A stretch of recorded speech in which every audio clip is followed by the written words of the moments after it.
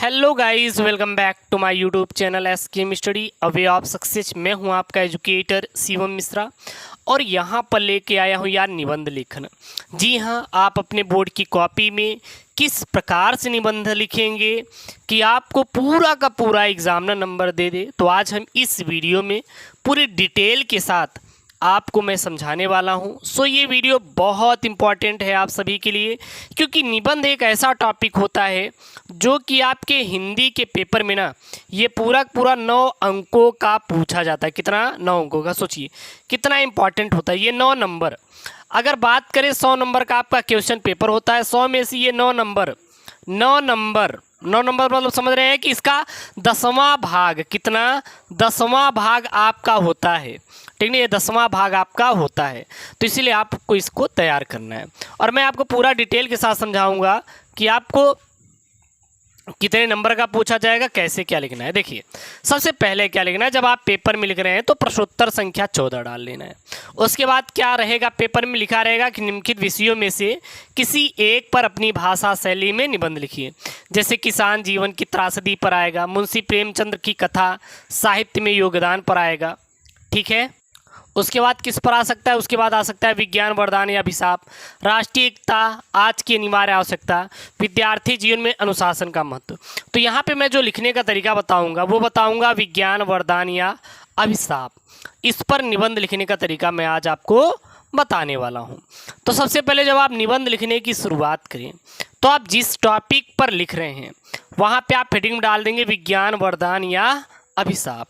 इसको डालने के बाद आप एक काम कर सकते हैं कि आप प्रस्तावना लिख सकते हैं। अगर प्रस्तावना नहीं लिख रहे कोई बात नहीं, थोड़ा सा इसके बारे में लिख देंगे। क्या लिखेंगे? आज का युग विज्ञान का युग है। आज का जो युग है विज्ञान, मतलब कि आप समझिए कि अगर आपके हाथ में मोबाइल है, आप मोबाइल चला रहे हैं, तो ये किसकी देन है? ये विज्ञान की देन है। तो वही यहाँ पे बताया जा रहा है कि आज का युग विज्ञान का युग है। आज के वैज्ञानिक युग ने मनुष्य के जीवन में बहुत ही प्रभाव उत्पन्न किया है। आज मनुष्य के जीवन में जितनी भी गतिविधियां हो रही हैं वो सब विज्ञान की वजह से ही संभव हो पाई हैं।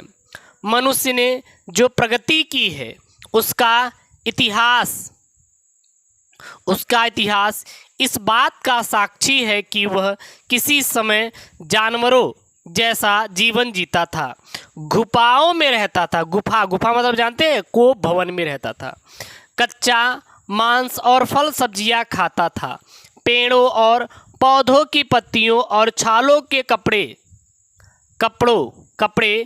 की तरह पहनता था और धीरे धीरे उसने आग जलाना सीखा और वहाँ से वह निरंतर आगे बढ़ता चला गया और आधुनिक युग में बहुत आगे चला गया।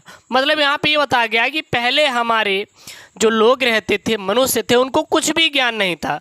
भाई साहब कच्चा मांस खा लेता था, कच्ची सब्जियाँ खा लेता था, कुछ भी पाता था भाई चबा जाता था, गुफा में रहता था। लेकिन आज विज्ञान को किसने खींचा, मतलब खोज किया और इसको खींच कर ऊपर की ओर उठाया, वो मनुष्यों ने ही उठाया। ठीक है, वैज्ञानिक तो मनुष्य ही होता है। पहले गुफा में रहते थे, आज हवेली में रहते बड़ी बड़ी, भाई साहब मकान है, लग्जरी गाड़ियां हैं, मोबाइल है अच्छे अच्छे। तो ये सब विज्ञान का ही देन है।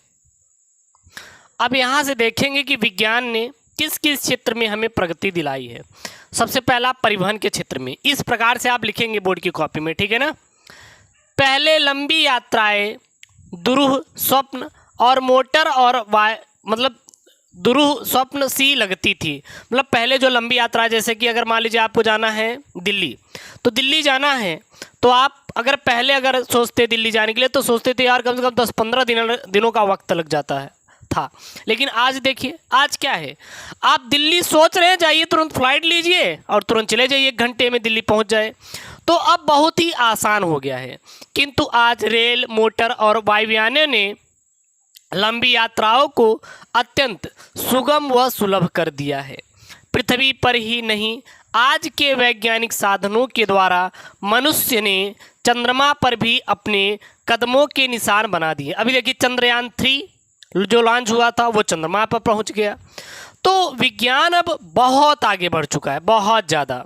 उसके बाद दूसरा, संचार के क्षेत्र में देखिए विज्ञान कहाँ तक पहुँचा है। Telephone, Telegram, teleprinter, telex, fax, email आदि के द्वारा क्षण भर में एक स्थान से दूसरे स्थान को संदेश पहुंचाए जा सकते हैं।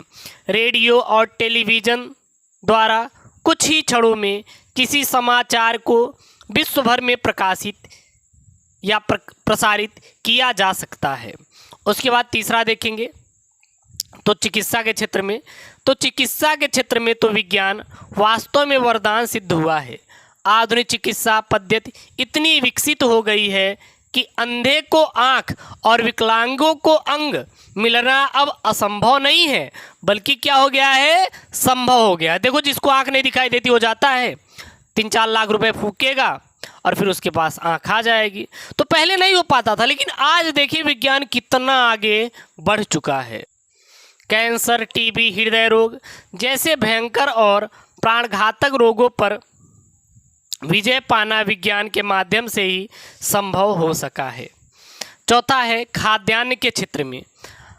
आज हम अन्न उत्पादन एवं उसके संरक्षण के मामले में आत्मनिर्भर होते जा रहे हैं। यानी जो खाद्यान्न क्षेत्र है, जो कृषि है, वो देखिए आज कितना ज़्यादा विकसित हो गया है। पहले खेती करते थे, देसी खाद का यूज करते थे।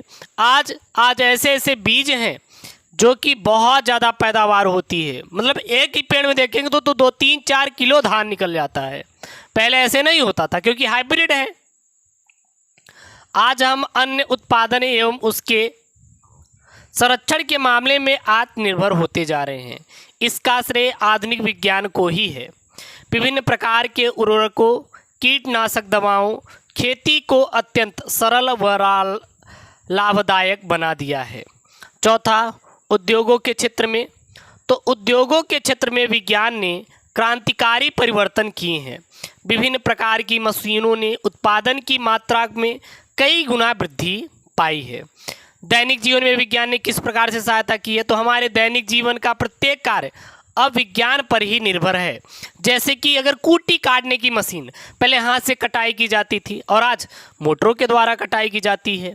पहले खेत की जो जुताई की जाती थी वो किसके द्वारा, बैलों के द्वारा, लेकिन अब खेत को जोतना कितना आसान हो गया, ट्रैक्टर हैं, वो तुरंत उसको जोत देते हैं और उनके खरपतवारों को नष्ट करके वहीं पे छोटे छोटे टुकड़ों में बदल देते हैं। विद्युत हमारे जीवन का महत्वपूर्ण अंग बन गया है। बिजली के पंखे, कुकिंग गैस, स्टोव, फ्रिज आदि के निर्माण ने मानव को सुविधापूर्व जीवन का वरदान दिया। इन आविष्कारों से समय, शक्ति और धन की पर्याप्त बचत हुई है।